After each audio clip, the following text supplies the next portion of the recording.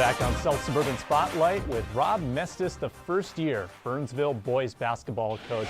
So when you come into a new program, what's the first thing that you do to get acclimated? What's the first thing that you do to sort of put your footprint on the team? I think first of all, for me, at least that's how I did it, because I was at Roosevelt, so I was only at one place prior to here. So for me coming here, the first thing I wanted to do was just meet the players and kind of learn how they played, right? So I had an opportunity to coach them in the summer. I declined to coach them so I could actually sit back and just watch. You know, coming in as a new guy, you don't want to come in and be too hard on a guy, but you don't want to come in and be too lenient. And so for me, it was like, you know what, my best opportunity to learn these kids is to really sit back and just watch. And I think we've gotten to a point now where I've got an idea of what the culture is like. I have an idea of kind of how our players approach basketball and what their commitment is. And so for me, that was the best thing for me to do coming in here at Burnsville, and that's what I did. Well, we're going to talk more about Burnsville basketball in a little bit, but I want to talk a bit about you and maybe flatter you a little bit, because you've had some great accomplishments in your career. Mr. Basketball, Miami of Ohio, CBA career. What do you look back on? What are you most proud of from what you accomplished on the court? For me, I think graduating from college was the first thing, because even though it wasn't on the court, it was because of basketball. Now looking back, it's easy to say you don't need basketball to go to college, but growing up where I came from, that's what we thought. And so to be able to use basketball as a tool to get an education, to further my opportunity for the rest of my life, to make sure that my kids are taken care of, to me, that's the biggest impact that basketball's had on me. So, basketball has been great to me. I love it. I tell people I work here at the school, and I work so I can coach basketball. I grocery shop, I take care of my kids, I make sure everything is taken care of so I have the opportunity to coach basketball. So everything that I do is so to give me the opportunity to be able to actually coach. And who are some of your biggest coaching influences that you've encountered in your career? A bunch, man. Craig LESUER, he was an educator and teacher and coach in the Minneapolis City Conference. Frank Hinch was my high school coach. Clyde Turner, former Golden Gopher, he has his own basketball camp. He has a camp that back in the day, he would take a group of inner city kids at no charge for a week to Annandale, Minnesota, Camp Cairo. And he would let us just play basketball. We would go to class in the morning and play basketball, the rest of the day, and it was outside. I mean, you had to be a hooper is what we call them. So I came across an article in my research, and I want to read you what I found. Known for his menacing defensive play, Mestas regularly drew the assignment of guarding the opposition's top backcourt player. That's an article from 2000 about your work at Miami of Ohio.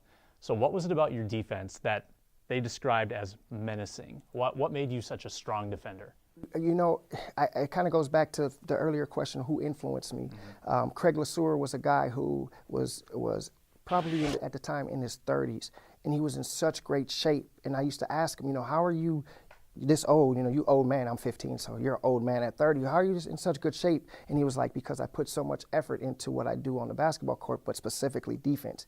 For me, I knew that I can count on getting 6 to 8 points a game off of my defense. So in high school, it was more of an opportunity to make me a better scorer, right, to improve my stats. When I went to college, my role changed tremendously. I went from averaging 25 points a game to not averaging double digits until I was a senior. And so for me to stay on the court, right, my role was to figure out what I can be the best at. And for me, it was defense. And I knew I was quick enough. It was something that I took pride in. So to be able to guard a guy full court and really change the impact what that player has on a game, especially the other team's point guard, primary ball handler, it really changed the game without having to score. You played defense, you passed it really well, and you rarely took breaks. You played like 40 minutes a game, it seemed like, in college. So is that the kind of selfless play that you're going to preach to these Burnsville kids, that, hey, it's not always about scoring? Yep. So we had our parent-player meeting last night, and one of the things I said to them is like, look, there's certain players that are scorers, there's certain players who are defenders, certain players who are rebounders. Everybody can't be a scorer. But the one thing that I will do is I will point out to you what your role is. There are going to be guys who are on our team that can shoot threes whenever they're open. Then there are guys who are on the team who I'm going to tell, if you shoot a three, even if you're wide open, make or miss, I'm taking you out the game. And I'm going to be brutally honest with them, because in order for us to function as a team, we have to be, cohesive. We have to understand our role. And so very important. Absolutely. All right, give me your best Wally Szczerbiak memory. Man, well, I'd have to go back to in 1999. We made it to the Sweet 16 in the NCAA tournament, and the first round game we were a 10 seed. We were playing a 7 seed Washington. They had a big 7-footer. Can't think of his name, but Wally. I think we scored 50. Wally had. He had 43 or 59. He had 43 of our 59, and he just went nuts. And the rest of our team, he had never done that before. We had NBA or professional players across the board, but he was so hot. And the thing about him is he was getting a lot of credit by that time. He was on the cover of Sports Illustrated. He was doing a lot of things, but he was a selfless guy, and I respected that about him. And guys didn't have problems or issues letting him get those shots because they knew that he was one of us. He wasn't a guy that was taking shots and that's all he was doing. He was working hard on the defensive end and doing those other things. Otherwise, as a captain, I wouldn't have allowed him to take all those shots. Regardless, he's my teammate. So yeah, that was probably the best moment. I mean, he showed me that he was NBA ready. So at the same time you're making that run with Miami of Ohio, you've got Khalid El-Amin, another Minnesota product, making a run with Connecticut, and now fate has brought you two back together here in Burnsville on this staff. Can you talk about your relationship with him? Khalid and I, we both grew up in the inner city. I talked about the Clyde Turner camp earlier. That's where we met. So I was probably in 4th grade and he was probably in 2nd. And he's 2 years younger than me, and we would go and, both of us would always fight to get and play with the older guys. And so, but before we could do that, we had to battle. And in my mind, I was so much older, 2 years older, and in my mind, quicker than these guys. And this kid never backed down. But Khalid El-Amin would never be intimidated. I would always even though he was 2 years younger, I knew when I was playing him, I had a battle on my hand. And we just had that mutual respect. And I've always asked him to coach with me. I would call him, and he was always either playing overseas or when he did come back, he was at North. So when I was at Roosevelt, I called him like, hey, Khalid, come on, I need you. And he was like, man, I'm already committed to North. And you got to understand that, that's the one place that, has a special, special place in his heart. Mm-hmm. Coming over here, I was able to offer him an opportunity to be my varsity assistant so he wouldn't have to coach JV or anything. He could come in. I'm going to give him leeway to do some timeouts and to scout and, to do certain things without having to ask me because I trust him that much. Our kids are so young, they don't even know who, I'm like, we have Khalid El-Amin on staff, and they're like, who is that? So, their homework, I'm like, go look him up and then come and see me tomorrow. So Julian Hutchinson did it, and he came back and was excited. So.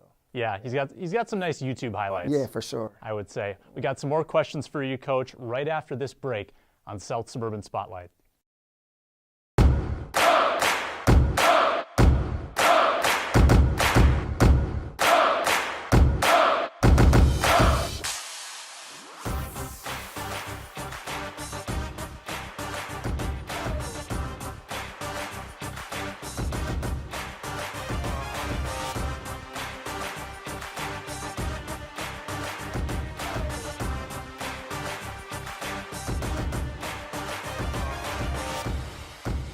Second segment with Rob Mestas, the new Burnsville boys basketball coach. Let's talk a little bit more about this Blaze team.